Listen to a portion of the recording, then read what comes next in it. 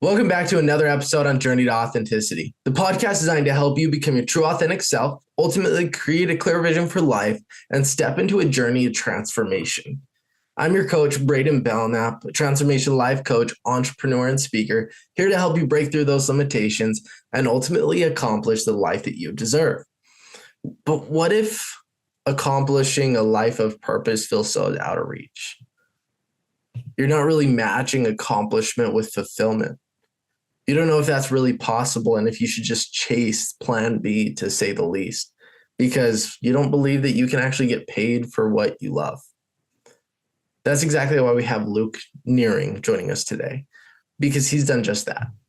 He wasn't lost. He was simply going along a journey of different jobs to college, and then he found his purpose. And he jumped into his MBA and he got a job. And now he's built a business around what he truly loves. And that's his purpose. And he's here today to help you do the same. That in mind, welcome to the show, Luke. Thank you, Braiden. I'm super happy to be here. Absolutely. It's crazy that, I'm so happy that we reconnected, but just for the audience to know, we played church ball years ago when I was just a kid. Yeah, there's no better connection than that, right? Like church ball, you get to know someone really well. Absolutely. The emotions get the best of us sometimes, that's for sure. Yeah. Just kidding. That was a good church ball league or whatever you want to call it. We had a lot. It was fun. Yeah, fun. Good illustration of how relationships come full circle in unexpected ways. Absolutely. With that, just to jump right into things, Luke, what initially inspired coaching for you? Well, as I mentioned, I'm a bit of a slow starter. It takes me a while to kind of figure things out. But when I went to college, initially I was going to be a coach and a high school wrestling coach and a high school teacher, history teacher. And along that journey, I just didn't feel like that was the right thing for me. Because being in a classroom and not being in a pay performance type of environment. And then I talked to some of my teachers and professors, and they all told me, surprisingly to me, that they wouldn't go into teaching if they were me. And so that was over 20 years ago. And so I dropped the teaching side, finished my degree, and then went right into business. And part of the reason why I went into business, because I had an incredible professor, a BYU accounting professor, who just loved what he did. He didn't even need to do it. He didn't even get paid for it. So he lit a fire, something in me that just started a journey of discovery, in part like unbeknownst to me, right? And so here I am 20 years later, and I'm a coach, and I'm coaching and teaching, but not in a classroom, on Zoom meetings, in conference rooms, wherever, restaurants around the country, whatever. So I get to coach people to, find their best self and help them try to become that, craft a growth plan for them. So the inspiration, I guess, Braiden, was just that when I finally connected all the dots, Steve Jobs says you can't connect the dots looking forward, you can only connect them looking back. And so as I continued, I'm very self-reflective. And so as I looked back, I'm like, oh my gosh, I do love teaching. I do love coaching, but not in a classroom and not on a wrestling mat. Absolutely. You would say you can't connect the dots looking forward. You can only do it looking back. A lot of the time we look forward and there's a lot of unknowns, right? A lot of concerns of faith, hope, fear, whatever you want to say it. And depending on that person's perspective of their life, looking back, it does make sense. It's like that movie. You can almost just replay it and just see where it all aligns. Yeah. So that is a fun process to be able to do that yourself, to be able to help other people do the same. Yep. So did you go straight from college to business, or was there a time period of working in there? Well, so when I say business, I became a financial planner and did that for about 3 years. And that's an interesting story as well. It's part of the dots, because when I interviewed for that position, I'm 23 years old and I have to fill out a 10-year work history. So back to when I was 13 years old, I didn't even start working till I was 16. Anyhow, so that was interesting, but I filled that out, had a background, my accomplishments in high school, whatever. And wrestling is a big part of that. as far as learning discipline and hard work and dedication, determining all these things that my high school wrestling coach taught me, and that were reinforcements of what I was taught in my home. But yeah, so the other part of that application was a personality test, and I failed the personality test. It was the first time I'd ever taken a personality test, and looking back again, like, I'm not, my personality isn't naturally inclined or aligned with someone who's typically good in that type of a sales environment. Only 80% of people succeed in the first 12 months as a financial advisor, consultant, whatever.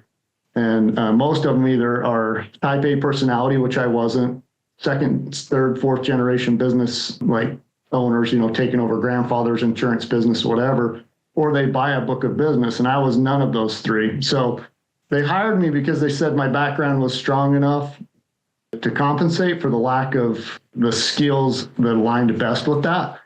And that was probably my first experience with why knowing who you are, your identity, is so important. Because the next 3 years, I was moderately successful in that industry, but I think it was harder for me than others. And I had to work harder. And even when I was succeeding, I wasn't really enjoying it because the activities that I was doing weren't aligned with who I am and didn't naturally produce this joy and fulfillment. And so that was my first experience after I graduated, working experience. And then I decided, I'm like, well, financial planning is not for me, so I'm going to be a loan officer. Again, Braiden, this theme, you'll see I'm a slow starter. It takes me a while to figure things out. I'm like, well, I love working with people. I'm very, like, one of the strongest characteristic traits is trust. In fact, that was the other part of interviewing for that financial planning position. I had to go to 20 people and have them fill out this questionnaire. And the end result of that, the most common thing, was that people trusted me. But I misunderstood that just because someone trusted me didn't mean that they would give me their money, right? Or that they're even in a position to do that. So here I am, 23 years old. So I'm in and around people that are in college or recently graduated, and investments and stuff like that aren't necessarily top priority, right? So I took that knowledge of enjoying people, but I mistaken going into real estate. I'm like, well, that's loans and real estate, that's sales. But I didn't really connect that dot at the time. So I was a loan officer for a couple of years, got my real estate license. I call that 5 years from 2002 to 2007 kind of my wandering in the wilderness. And there's a lot of benefits that come from being in the wilderness, a lot of discovery. Life as you knew it before you go into that wilderness will never be the same. And that was true for me. So eventually it led me to going back to school and pursuing an MBA. And as soon as I started my MBA, I was like, oh yeah, this is me, like organizational management and behavior, leadership, all the things surrounding an MBA just really struck a chord with me. That's amazing. And then you found yourself out of the wilderness, it sounds like. Yeah, to some extent. Yeah, that was kind of my exit out of this process of, and really unbeknownst to me, like this process of self-discovery and just experience, like going and experiencing something and realizing, hey, something's off here. Again, I'm a hard worker. That's been ingrained in me since I was very young from my parents and my family. Hauling hay, digging ditches, weeding the garden, whatever it was. And so I succeeded in spite of my lack of skills, so to speak, right? I worked harder than maybe the others. But yes, at the end result of that was, hey, I found something that clicked with my core. Like business was easy for me. Leadership was easy for me.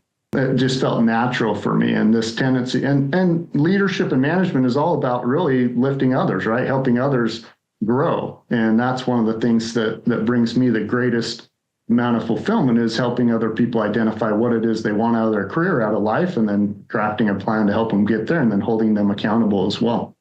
Absolutely. It's crucial. I mean, we talk about leadership and purpose and potential.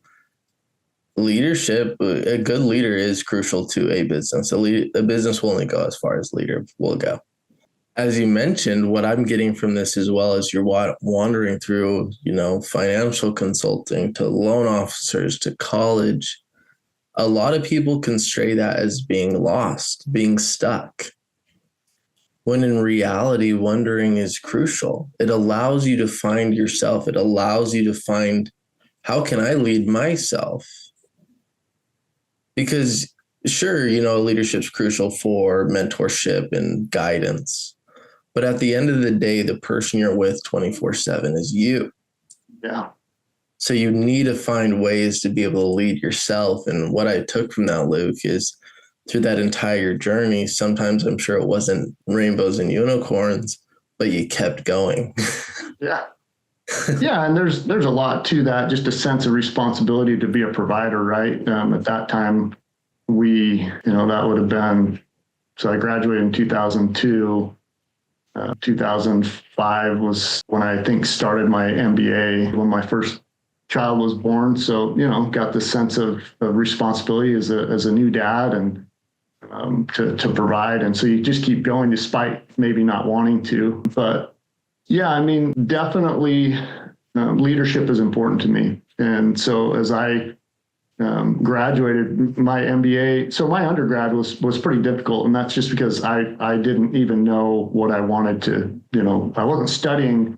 History wasn't something that really I loved, but I kind of didn't know it. And so when I got into the curriculum for my MBA, all of a sudden school was easy for me, because when you do what you love, even though you're working hard, you might be doing something that's the most difficult thing you've ever done. In fact, if I look back over the last few years, I've found myself in situations where I'm doing something that's more difficult than I've ever been doing, but it was exactly what I wanted to be doing.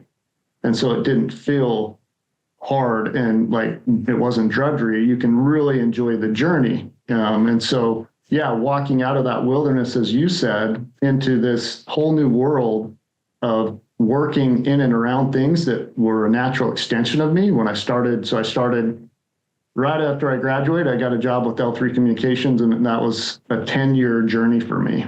And the first 7 years were very foundational. I got to put into practice everything that I had studied in my MBA. And the last 3 were formative, because that was very difficult. It was, for me, an experience where I had all of this responsibility, but very little authority to carry out what I felt was right for the organization, at least at the company level, right? There's a couple layers of leadership above me, and I just felt undervalued and unappreciated. And that's where the importance of leadership, which to me, leadership essentially, Stephen Covey says leadership is a choice, not a position. I agree with that. There are positions of leadership, but anyone can lead because John Maxwell says leadership is influence, nothing more, nothing less. And so when you think about that, if you choose to lead, if you choose to influence others for good and for better, to lift them up, then you're a leader, whether you're the newest employee or the most senior. It's how you make others feel.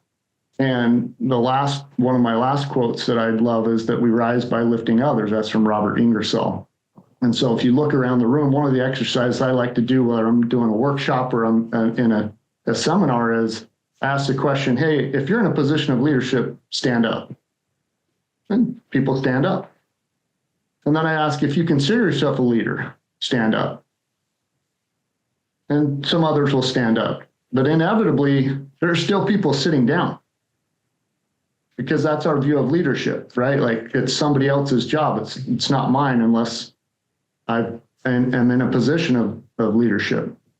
And so then the last part of that is, I said, if there's someone that's sitting next to you that's seated next to you that's still sitting down, invite them to stand with you. And so at the end of that, everybody's standing.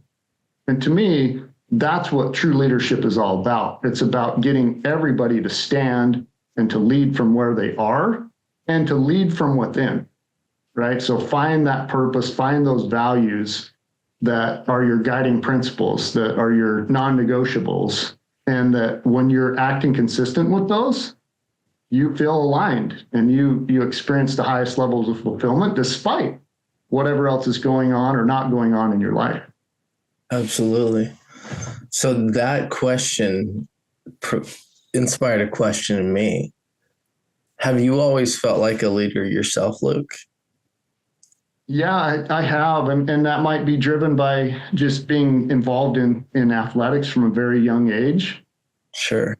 So I'm instinctively competitive, and on a soccer field, a baseball field, a wrestling mat, that instinct has served me well, because the goal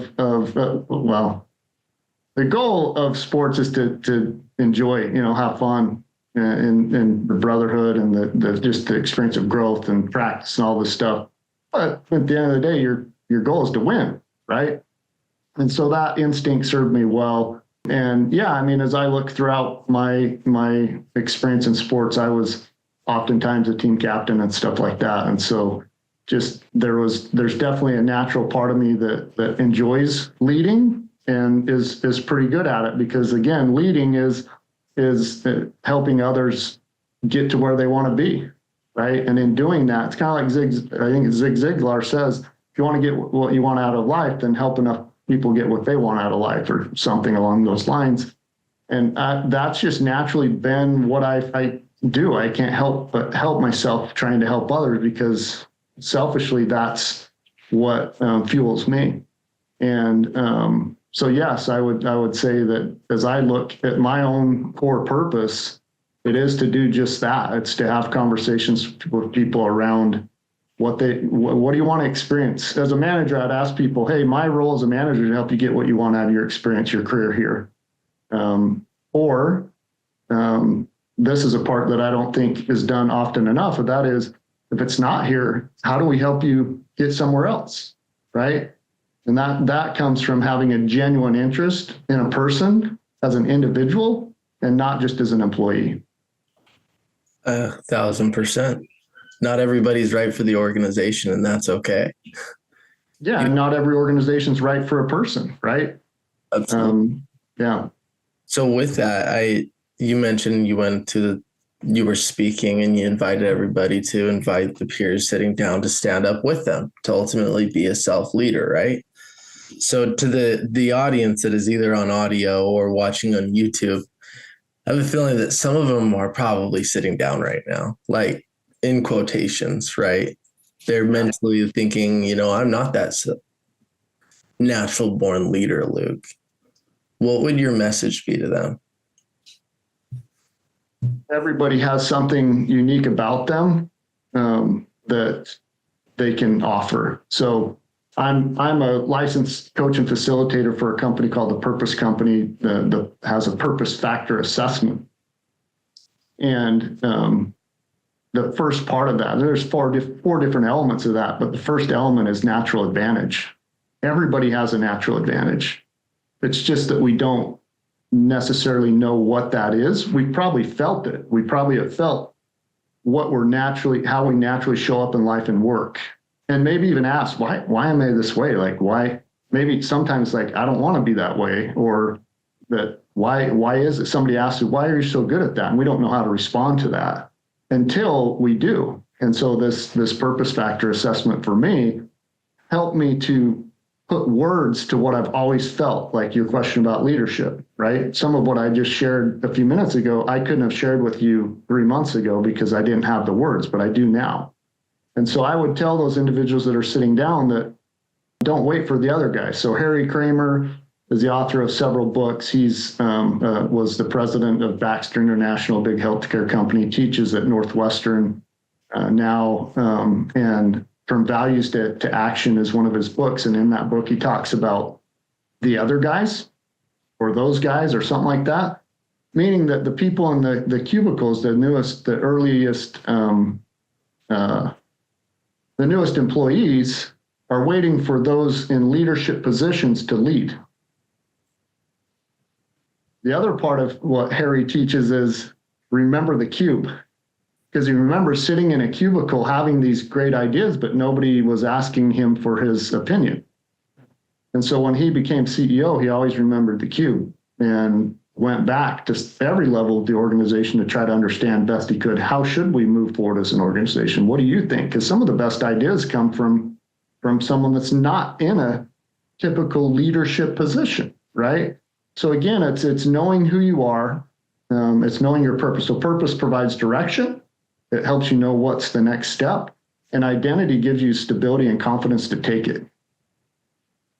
And so regardless of where you're at, you can know like what your purpose is, the best you have. The purpose company defines purpose as the best you have to help others. And that fulfillment comes from the result of helping others with the best you have or your purpose. Every one of us can experience that, but we got to know what our purpose is first.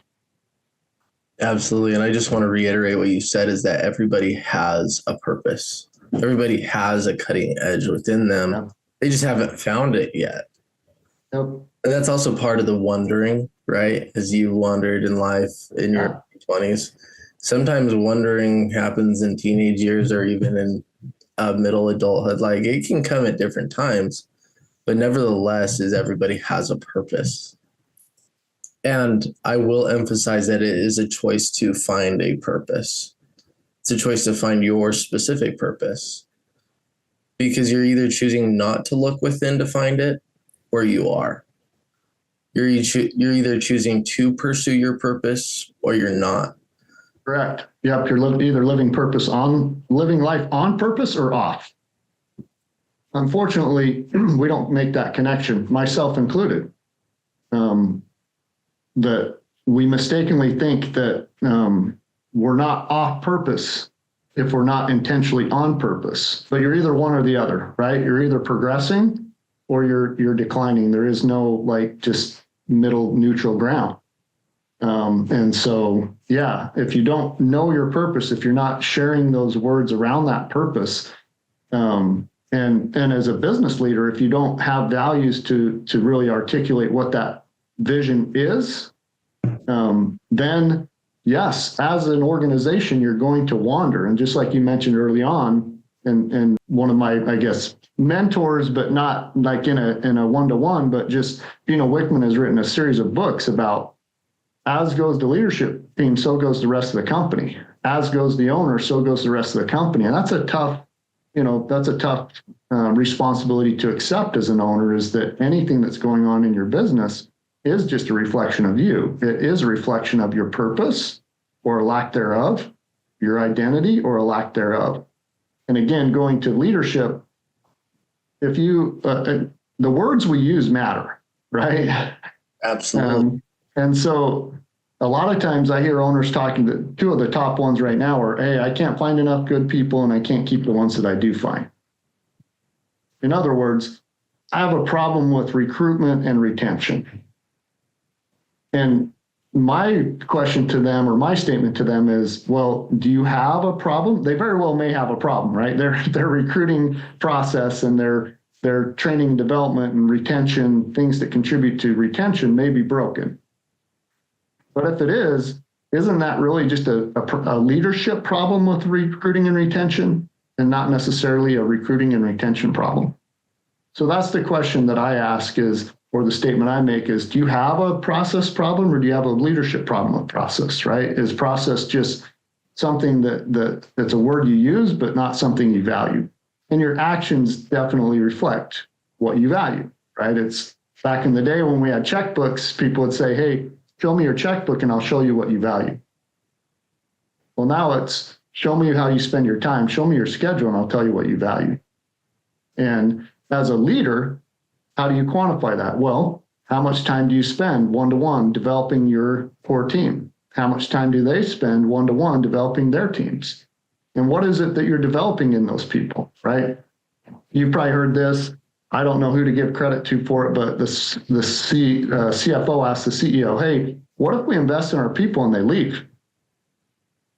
And the CEO says, well, what if we don't and they stay? Right? Absolutely. So the key is invest, like take an interest in people, take an interest in yourself, like you said. That starts with you. If you don't know yourself, you can't lead yourself.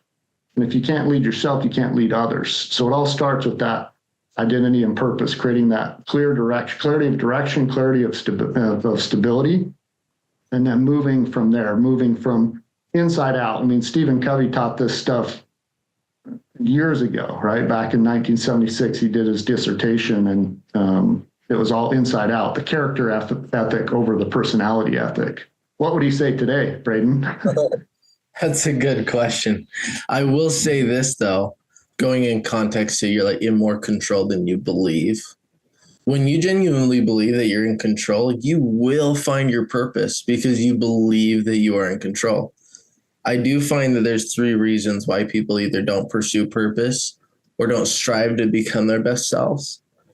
And that's 1, they internalize it. I've not felt my purpose for my entire life, so why would I don't have a purpose. 2 is they make their problems bigger than they really need to be. For example, somebody has young kids, and don't get me wrong, that's tough. I don't have kids, so I don't really have a right to speak there on that one. But maybe they are stuck in a company, or they believe they're stuck in a company, and they take that one problem and they make it for their entire life. For example, money problems equals marriage problems. Doesn't have to be that way. It can just be marriage problems. And then the 3rd is that they make it a forever thing.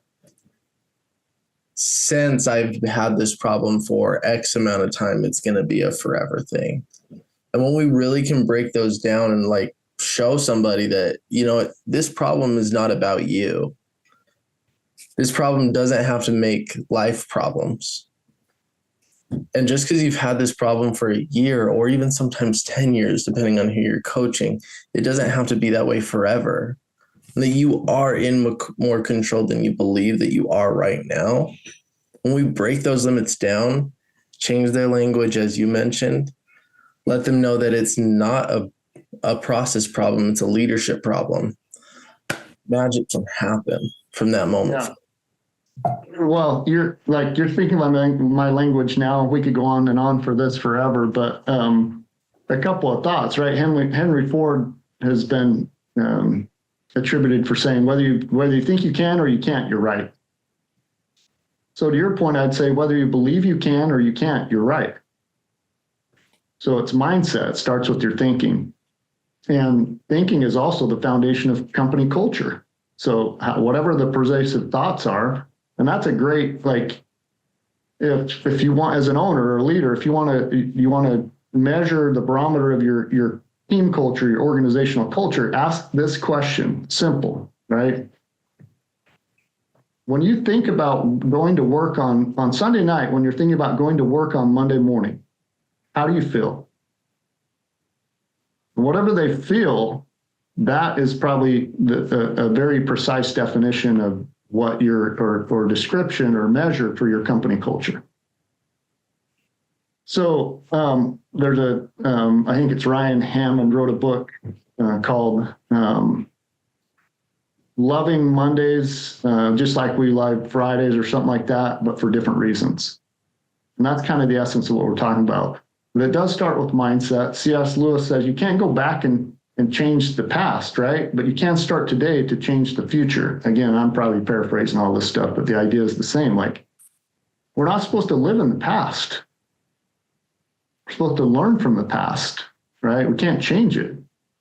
And we're not supposed to necessarily live in the future either, this future state, because that might affect what we're doing today. So the most important part of time is the present time.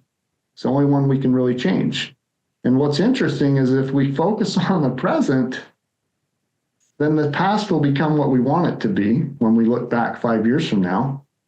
And the future will achieve what we want in the future too. But isn't it interesting that just how we're not instinctively drawn to present time? It's like I'm not a psychologist. I don't understand all the science behind this or psychology, but it seems that we're very interested in spending a lot of time looking back and in a critical way. Oh, I wish I would have done that. Oh, I shouldn't have done that, and comparing ourselves unfairly to everyone else, our past to their past. And then spending too much time looking out to the future, like just dreaming about something but then not taking action today. So, and that's been a huge part of my life. What I'm sharing with you today, Braiden, are things that maybe I wouldn't have been able to share with you a few years ago. But in 2022, for the second time in my career, I found myself with one job, one stream of income, and facing potentially getting let go or laid off just because financial performance wasn't what it needed to be. COVID was a big part of that. And what's interesting is that 7 years before that, when that happened to me at L3, I was like, okay, never going to let this happen again. And so in 2022, here I am. Oh my gosh. Well, why was I in that position? Well, because in 2015, I didn't do anything different to create multiple streams of income, to create an environment where I could work from wherever I wanted to. So in 2015, I was kind of geographically restricted. And then again in 2022, geographically restricted by, and in a much smaller market here. And so in 2023, part of the motivation and the reason for launching Cube Coaching was I'm like, okay, I've got to create multiple streams of income that I could do anywhere in the world. And so I started down this journey of doing that. And today I'm in a position where I have, three definitive ways to produce an income. And that's a much better feeling to have. And I can do it from wherever I want to. So just taking action in 2023, I'm like, okay, 2023 is my year of taking action. And guess what? I took a lot of action. I made a lot of mistakes. I made some bad financial mistakes, bad financial investments in organizations that said could help me get to where I wanted to be. But it's all good. Like, I don't see it as a loss. I see it as an investment in knowledge. An investment in knowledge that you can't get any other way than from failing. Right? So I'm an athlete. Sometimes the greatest lessons I learned were from my losses, not from my victories. In fact, I lost the last match I ever wrestled. I took second in state my senior year, and I had previously taken state the year before. I learned more from that loss my senior year than I ever did from my win the junior year. Absolutely. Well said there, Luke. So now I have a curious question, but then a follow-up question to that. But I'll start with the first one. What are your 3 streams of income right now? So Cube Coaching, there's 2 within that. Cube Coaching is, the model there is I talked about the purpose factor assessment. So that's kind of the gate. People take that first so that we have a baseline of what we're working from, whether they have a clear understanding of their purpose or not. And that feeds into consultations, workshops, and maybe even group coaching. So I consider that one stream. Sure. There's another, I have a course that I created. It's a mindset transformation course, 12-week course to help people. And again, it's intentionally 12 weeks because these transformations, 90 days, 12 weeks is even a stretch, right? But 90 days it's long enough that you can actually make some changes, but it's short enough that you can actually stick with it, right? So that's another one. It's just a course. It's there's a funnel and being marketed. It's not live yet, but it's going to be marketed, throughout the world. And then I have another course that I created called Lead from Within: How to Inspire People, Elevate Culture, and Maximize Potential. And so 2 courses, and then just me doing one-to-one consulting, group coaching. So I'm excited to see all this, Luke. So I want to bring it back to your life. We're talking a lot about purpose. Would you say this coaching that you're doing now is your purpose, or when did you find your purpose in your own life? Yeah, 100%. So I don't have these things memorized. So I apologize for that. But my natural advantage is overseer. And there are several fulfillment statements associated with that. My top 2 are building deep and meaningful relationships based on empathy and trust. And 2, being seen as someone, a trusted mentor and advisor. And as a coach, I get to do that every single day, right? So if I'm doing that to the extent that I want to, then I'm super fulfilled. That's peak fulfillment for me. The flip side is when I'm not, I'm very frustrated. Not only because I'm not making money, but it's more that I'm not making an impact, right? So yeah, 100%. This is what I'm going to do for the rest of my life is helping people in the simplest form, find their purpose so they can fulfill their potential. And there's a lot that goes into that. It could be from just one individual 1-hour session. It could be to a company with 50 employees and a 12-month plus type of a working environment. So the scale of it is really up to the individual, how much they want me to help them do. Absolutely. So you find your purpose. So ideally, somebody obviously takes a purpose assessment that you're talking about to get those insights. But for somebody that's just listening into this, how can they start to build on their purpose today? Perfect. Great. Yeah, great question. So there's a ton of different resources out there to help you do that, free or otherwise. So a lot of people think they're an entrepreneur. And again, I'm going back to Gino Wickman. He wrote a book called The Entrepreneurial Leap. And the first section of that is him trying to convince people not to be an entrepreneur.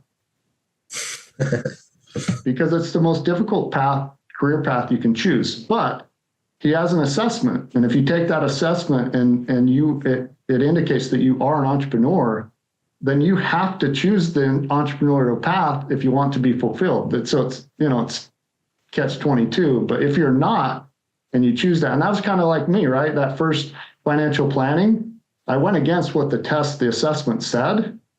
I found a certain level of success, but it wasn't enjoyable, right? Achievement and fulfillment, you need both. And so that's one, right? The Entrepreneurial Leap, the assessment there. Evan Carmichael, and even in Gino's book, Traction, How to Get a Grip on Your Business, there's an assessment there. And there's an exercise that helps you go through figuring out your core values. And Evan Carmichael, there's a lot of overlap between these things, but ask yourself, who do you admire? And why do you admire them? What are some of your favorite books or a genre of book, and why? And then with those questions, write down 3 to 5 different words that basically exemplify why you admire certain people or why you like certain books or different movies, right? So for me, I love movies that are based on a true story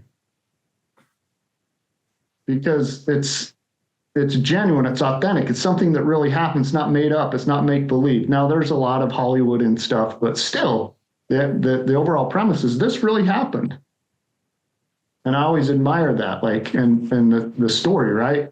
One of my favorites is American Underdog and Kurt Warner. And part of the reason why I admire that is because the individual he ultimately married had a son with some special needs, some disabilities. Well, I have a son with special needs and disabilities as well. And so to see Kurt connect and embrace that individual in that relationship versus turn away from it was super powerful for me. And you can ask, who's a teacher or a coach that inspired you, and write down these 3 to 5 words.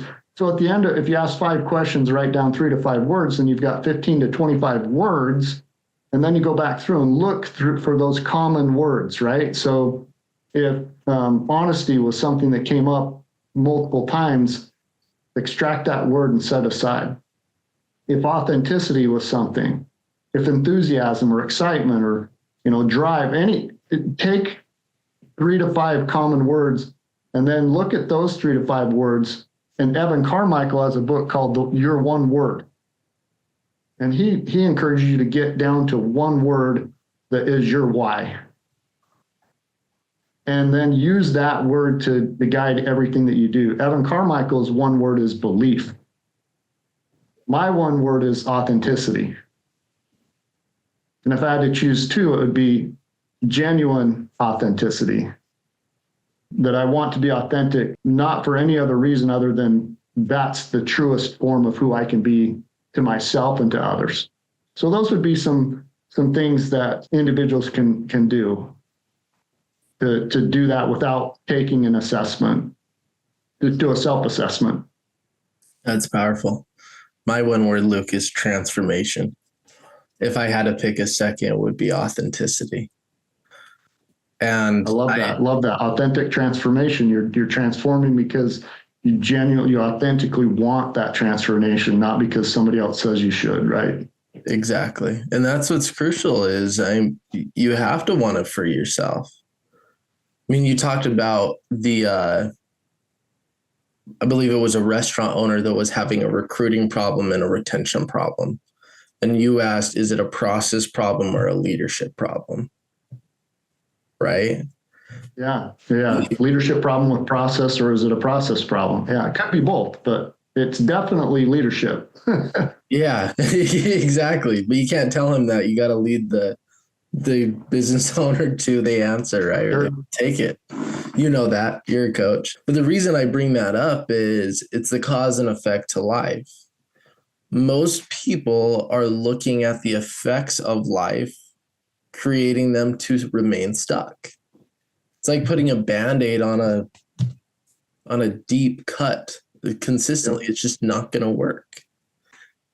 The moment that you look at the cause is the moment that you take control of your life and the moment that you give yourself the opportunity to transform, because you're going to the root problem. In life, sometimes we have leadership problems in our own lives. I've certainly had that.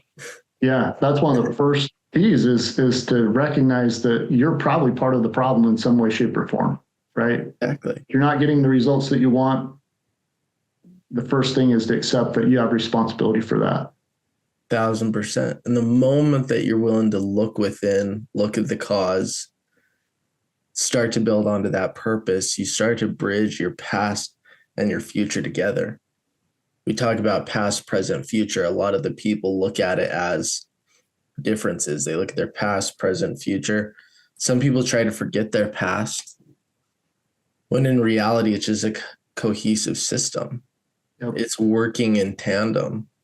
If you have a healthy viewpoint on your past and you have a inspiring future, an inspiring vision for your future, and you have a purpose in the present, you're naturally going to show up in life. You're going to start to enjoy it more. You're going to start to walk with your shoulders back and your head held high. The moment that you become confident in your past, present, and future and build your purpose to take you through life. Yeah, 100%. A very quick example of that, very simple one, but showing up is 99% of the key to success, right? So when I ran a small construction company, we had 4 core expectations for our workers, and they applied to everybody, but they're easier for some than others. And that was come to work every day. Just what you said, show up. If you don't show up, nothing else can happen. And oh, by the way, show up on time, right? So be on time, follow our values, do the work we ask you to do. So yeah, I love that. I mean, showing up is key. And show up for yourself, show up for others. And I agree 100%. Like you said, cause and result. What was it? Cause and effect. Cause and effect. For me, it's symptoms. One of the mistakes that I see, that I've made in my own life, but I see owners make, is that they focus too much on symptoms of problems and not get right to the root of the problem. And so, yeah, same thing. That's why I focus so much on the inside out approach, is because that gets to the root of the problems, and then you can build from there. The quote that is one of my favorites by Samuel Beckett, it says, "Ever tried, ever failed, no matter, try again, fell better." And I listened to an audio by what is that actor? He's in Game of Thrones. He's the dwarf. Yeah, I don't know. Game of Thrones isn't necessarily my favorite. I started watching it, fun fact, and I had to stop. It's Peter Dinklage, something like that. Anyways, if you haven't and you're listening to this, Luke, I would encourage you, go watch his speech on YouTube. It is from like Warner Bros. I could listen to this every day of my life and be inspired. It is so good. But that's like the premise. And through our conversations, I just keep thinking back to this video, because for the longest time, this actor that is like world renowned now, famous, used to sit, drink every day, smoke cigarettes every day, was stuck in an office. He had one window that he couldn't see it out of because he was a dwarf. He was stuck. He wanted to be an actor so bad, but he wasn't living in accordance to that. But what I say is, when you know who you are, you give yourself permission to become that person and to ultimately do what you're destined to do. And he made one decision. The next paid acting job I get is going to be that's going to be my journey. Like, it starts then. No matter how much pay it is, it starts. And that's the power of choice. Is you really can make that choice whenever, wherever you're at, whether you've been stuck in the same job for 10 years, hating it, not being able to look out a window so you just smoke cigarettes all day, or if you've just been sad. Like, it doesn't matter. You have the choice to say, okay, today's my day, and we're going to make it happen. Yeah, this is a common struggle we all have, is knowing. I would say generally most of us know what we're supposed to do, whether it's diet, exercise, business, personal development, profession, whatever it is. But we don't always do it. So when I was going to college, working a part-time job, I was a debt management consultant. And it's interesting how things stay with you, right? And again, I don't know the exact numbers here, but I remember that one of the statistics we would share is that most people, I think it was 90 to 95% of people 65 years and older, were dependent on some form of income outside of their retirement funds. Meaning that 90 to 95% of people could not retire. Well, ask any someone in their 20s if they want to retire. What do you think they're going to say? Yeah. Absolutely. Of course. So why don't we? Right? When we get to 65, why are we not in a financial position to retire? Because we haven't done what we knew we were supposed to be doing, which could be as simple as setting aside 10% of everything that we make into an investment that we never touch, right?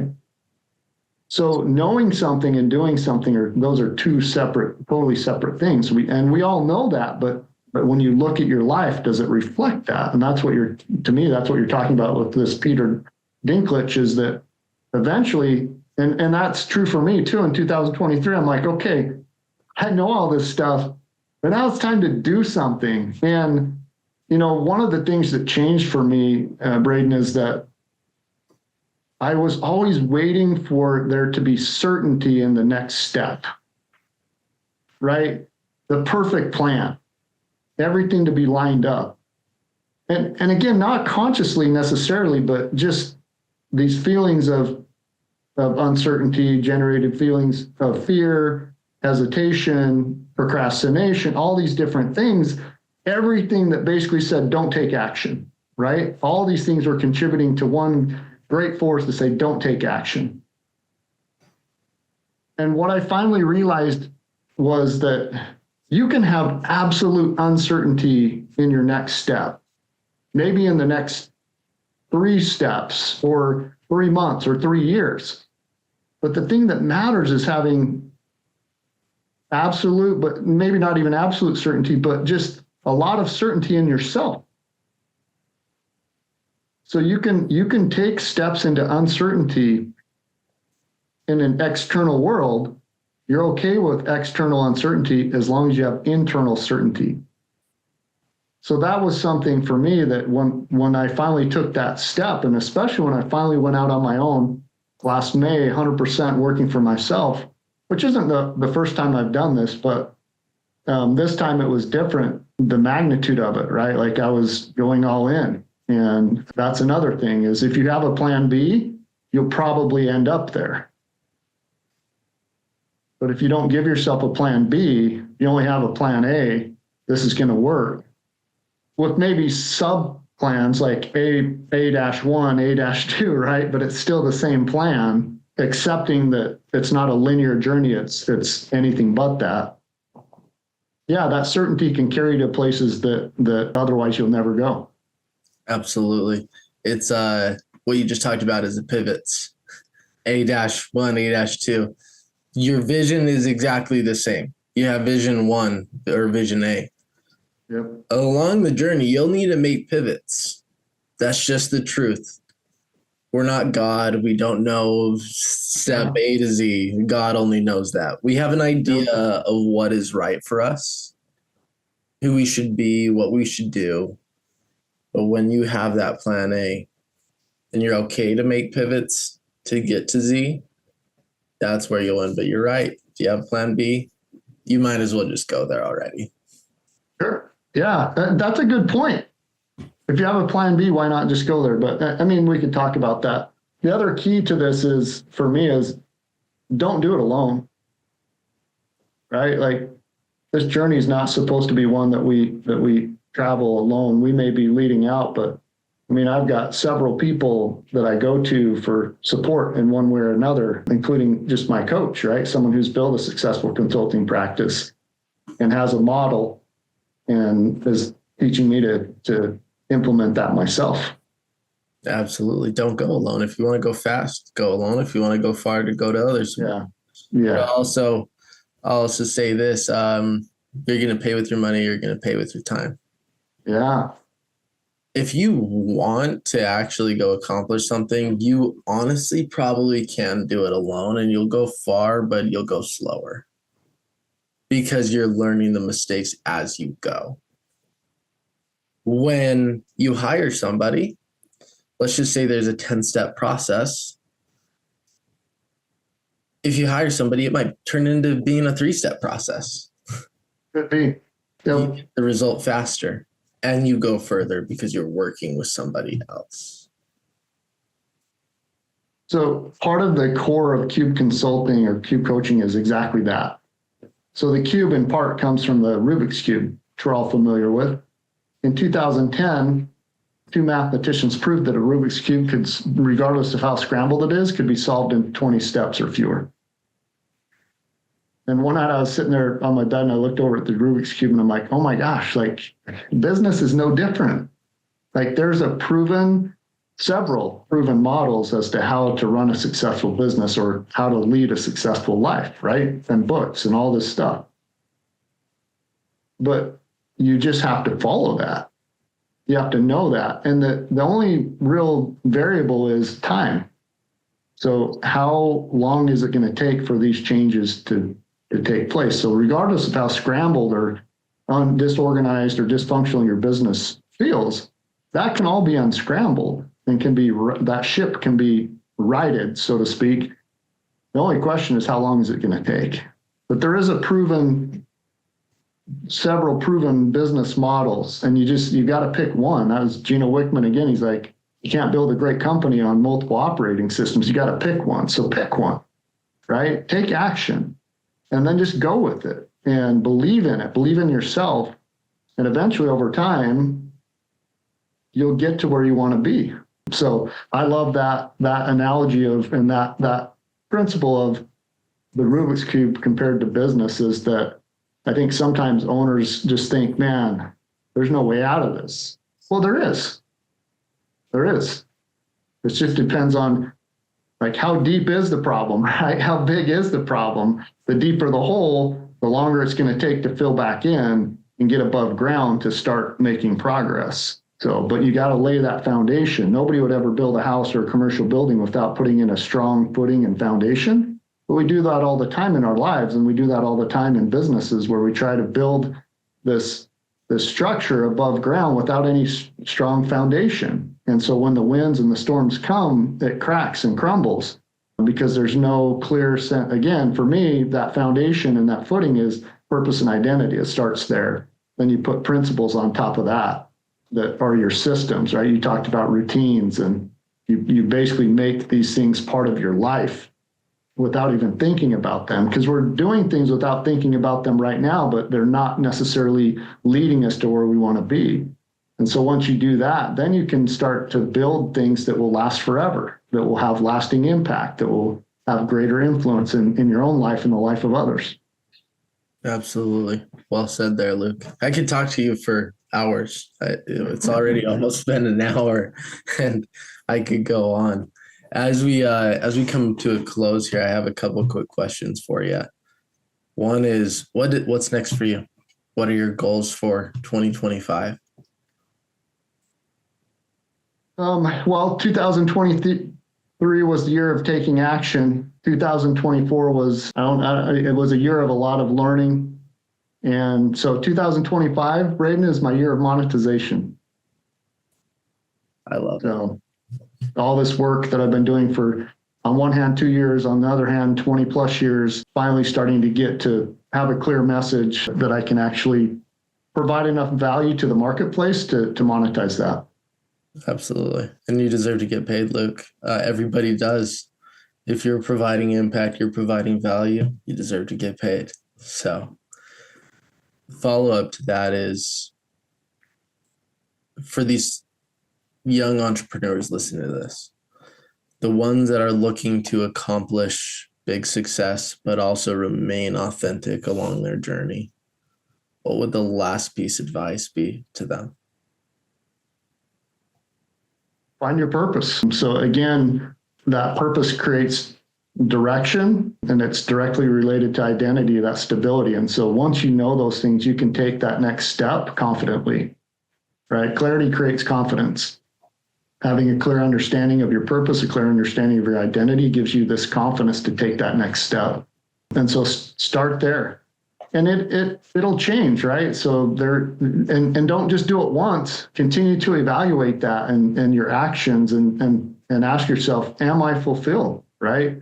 A lot of entrepreneurs, so to the young entrepreneur audience, a lot of entrepreneurs experience a ton of achievement at the expense of fulfillment. Those don't have to be mutually exclusive. You can have achievement and fulfillment both in your life. But it won't happen without intentional action. It won't happen without taking time regularly to self-reflect, to look inward and make sure that the things that you're doing on the outside reflect who you are on the inside. And that's the goal, is that regardless, it doesn't matter what you do so much, Braiden, in life, whether you're a loan officer, a realtor, your general manager, what an owner, doesn't really matter. But how you do that work matters, not what you do. How you do that work. Are you doing your best work? That's one of my favorite books here in the last 6 months, is a book by Todd Henry called Die Empty. And the goal there is to unleash your best work while you're alive, before you die. And you can only do that if you know what your best work is. And that's why I love this assessment, is because it specifically targets identifying the best of what you have, whether that's your natural advantage, your acquired skills, how you tend to solve problems, or some life experience that was difficult for you that you overcame. Those 4 things together help you know what your best is to offer. And then the goal is how do you offer that to as many people as possible? And the result of that is peak fulfillment. So it's taken me 20 years to get here, and that would be the last piece of advice, is you don't have to be great to start, but you have to start to be great. That's from Zig Ziglar. So just start and give yourself time, like there are no overnight successes. That's not a true thing. I think it was Pokemon Go, the founder of that said, it was an overnight success 20 years in the making. That's more common, right, than rare. If there truly is an overnight success, something that just explodes, it's very rare.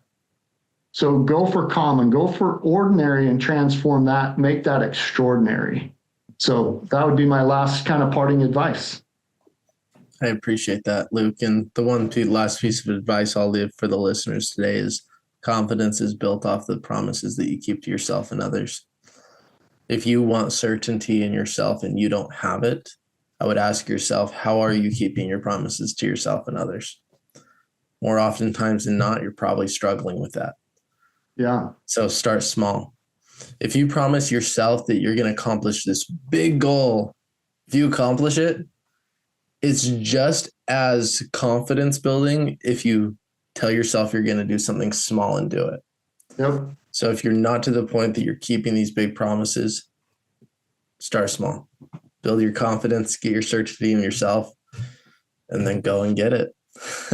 Agreed. I was just having that conversation with somebody yesterday, about diet and exercise. Just start with what you know you can do. Do it. And then when you're ready to go to the next step, do more. So, yeah, agree 100% with that. Thank you so much. Absolutely. That in mind, Luke, thank you again so much for coming on. It's been a pleasure. Oh, thank you.